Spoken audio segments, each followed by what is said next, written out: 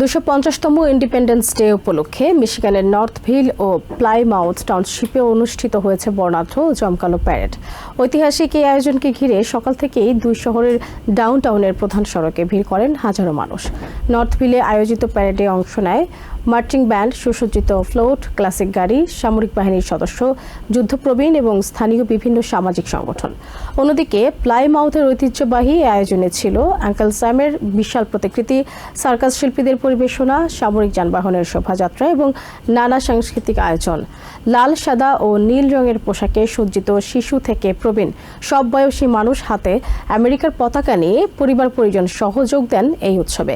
দিনভর উৎসবমুখর পরিবেশে মুখর ছিল দুই শহর।